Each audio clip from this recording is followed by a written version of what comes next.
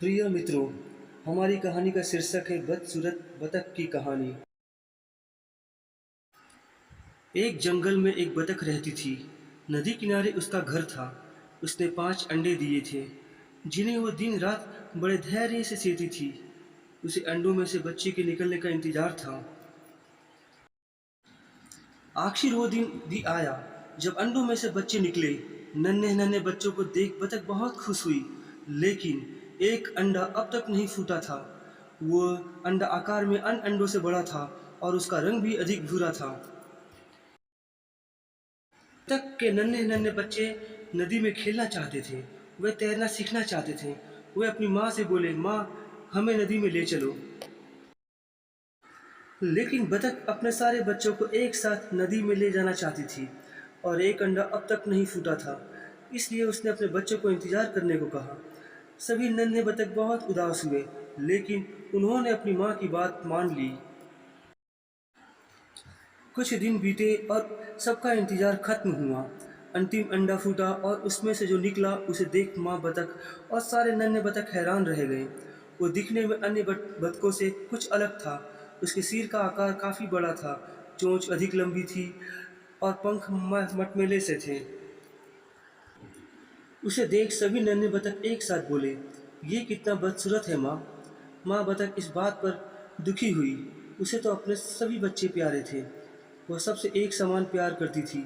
वह उन्हें समझाती हुई बोली, तुम्हें ऐसा नहीं कहना चाहिए। ये तुम्हारा भाई है, अब तुम सबको साथ मिलकर रहना है। फिर वह सबको नदी ले गई और उन्हें तैरना सिखाने लगी। सभी नन्हे बतख बहुत खुश थे और आपस में खेल रहे थे। बदसूरत बतख भी उनके साथ खेलना चाहता था, लेकिन उन्होंने उसे अपने साथ शामिल नहीं किया, बल्कि वे उस पर हंसने लगे और उसका मजाक उड़ाने लगे। वे कहने लगे, देखो देखो, इसका चेहरा देखो, ये हमसे कितना अलग है। हम कितने खूबसूरत हैं और ये कितना बदसूरत।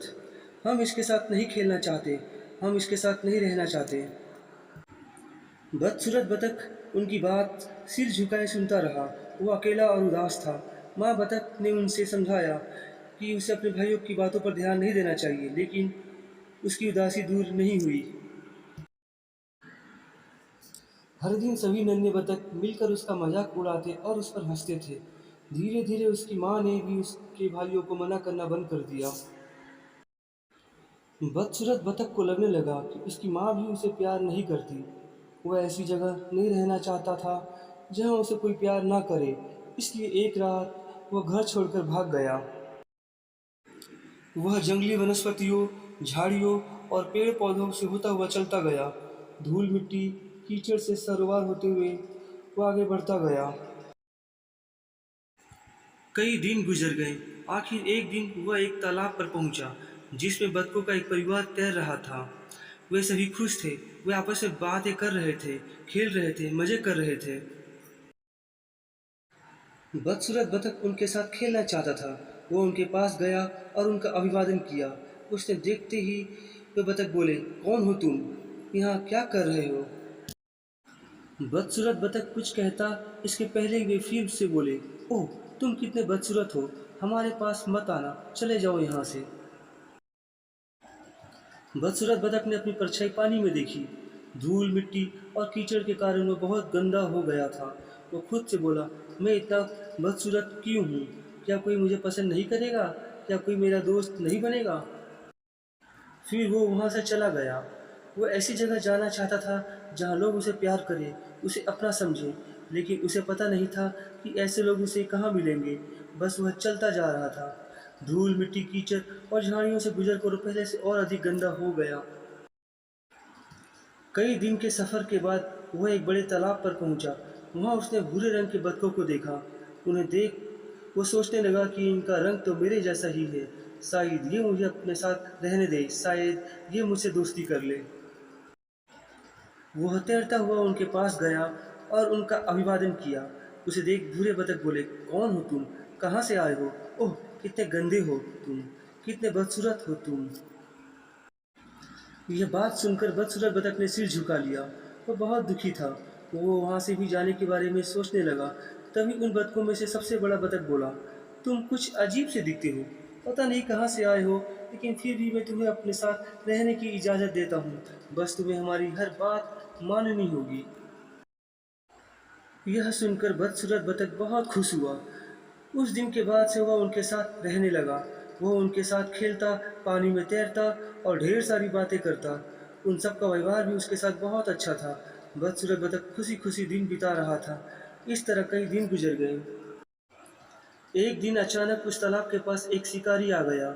उसने अपना तीर कमान निकाला और भूरे बतखों पर निशाना साधने लगा। बदसूरत बतख डर गया और एक कोने में चुपचाप खड़ा हो गया। सारे भूरे बतखों को मारने के बाद शिकारी की नज़र बदसूरत बतख पर पड़ी।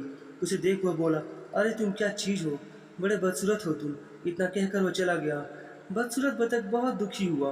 वह सोचने लगा कि मैं क्या इतना बदसूरत हूँ कि एक शिकारी भी मेरा शिकार नहीं करना चाहता। वह फिर से अकेला रह गया था। वह उस स्थान को छोड़कर चला गया। वो चलता जा रहा था। समय गुजरता जा रहा था। वो बड़ा हो रहा था। उसके पंख निकलने लगे थे। अब वह कुछ दूरी तक उड़ने भी लगा था। कई दिनों तक वो यूं ही भटकता रहा। उसका भूख के मारे बुरा हाल था। वह बहुत कमज़ोर हो गया था। अब उसमें उड़ने और चलने की ताकत भी शेष नहीं थी। किसी तरह वह गांव के घर में जाकर बैठ गया।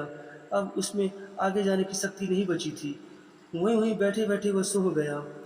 सुबह एक आवाज़ सुनकर उसकी नींद खुली। अरे ये क्या है? ये उस घर में रहने वाले किसान की आवाज़ थी। शायद बतख, उसकी पत्नी बोली। किसान और उसकी पत्नी ने उसे इस आशा से अपने घर पर रख लिया कि उससे उन्हें कुछ अंडे मिल जाएंगे। लेकिन कई दिन बीत गए और बदसूरत बतख ने कोई अंडा नहीं दिया। वह दिन पर दिन बड़ा होते जा रहा था। किसान और उसकी पत्नी को, लेकिन उनके छोटे से घर में अब उसके लायक जगह नहीं बची थी। इसलिए एक दिन उन्होंने उसे यह कहकर भगा दिया कि जाओ, अब तुम अपने परिवार को खोजो। वही तुम्हें अपने साथ रखेंगे, वही तुम्हें प्यार करेंगे। दुखी बदसूरत बतख वहाँ से चला गया। सर्दियों का मौसम आ चुका था। कड़ाके की ठंड पड़ रही थी। नदी तालाब जम गए थे। फूल पत्तियों को बर्फ की परत ने ढक लिया था। ऐसा मौसम में किसी तरह खुद को बचाकर वह चलता गया। समय बीता, मौसम बदला। बसंत का मौसम आ गया। बर्फ पिघलने लगी। चारों ओर हरियाली छा गई। लेकिन बदसूरत बतख दुखी था। वह एक तालाब के किनारे पहुंचा। उसने उस तालाब में सबसे सुंदर पक्षी हंस के परिवार को तैरते हुए देखा। वह उन्हें देख तो रहा था, लेकिन उसमें इतनी हिम्मत नहीं थी कि वो उनके पास जा सके और कह सके कि मुझे अपने साथ रहने दो, क्योंकि उसे तो उसके परिवार ने, अन्य बतखों के, यहाँ तक कि इंसानों ने भी धिक्कार दिया था। तभी एक हंस तैरता हुआ उसके पास आया और बोला, अरे तुम्हारे पंख तो हमारे पंखों से भी ज़्यादा सफ़ेद है। देखो, सूर्य की रोशनी में कैसे चमक रहे हैं। तुम कितने सुंदर हो। यह सुनकर बदसूरत बतख हैरान रह गया। उसने तालाब के साफ पानी में अपनी परछाई देखी और उसके आश्चर्य का ठिकाना नहीं रहा। अब वो एक बदसूरत बतख नहीं था। वो तो एक बतख ही नहीं था। वो हंस था। सफ़ेद पंखों वाला, लंबी गर्दन और चोंच वाला हंस। वह पानी में गया और हंसों के परिवार से मिला। उससे मिलकर सभी बहुत खुश हुए। उन्होंने उसे अपने परिवार में शामिल कर लिया। वे सब उससे बहुत प्यार करते, उसके साथ खेलते, तैरते और अपना समझते थे। वह बहुत खुश था। एक दिन सभी हंस पानी में तैर रहे थे। तभी एक व्यक्ति अपनी पत्नी और बेटे के साथ वहां आया। उस हंस ने उसे पहचान लिया। वह किसान और उसका परिवार था। वह तैरते हुए किनारे गया। किसान बोला, लगता है तुम्हें नया परिवार मिल गया है, जो तुम्हें प्यार करता था। तुम बड़े खुश भी नजर आ रहे हो। आज मैं तुमसे कहना चाहता हूँ कि तुम सबसे सुंदर हंस हो। किसान से अपनी तारीफ सुनकर वो बहुत खुश हुआ। अब सच में उसकी ज़िंदगी बदल चुकी थी। वो अपने नए परिवार के साथ खुशी खुशी ज़िंदगी बिताने लगा। तो मित्रों, हमें इस कहानी से सीख मिलती है कि किसी को सिर्फ शक्ल और सूरत या बाहरी खूबसूरती के आधार पर नहीं आंकना चाहिए। सबसे समान व्यवहार करना चाहिए, भले ही वो आपसे अलग हो। तो मित्रों, आगे हम एक नई कहानी के साथ और एक नई जोश के साथ मिलेंगे आपसे। अलविदा दोस्तों।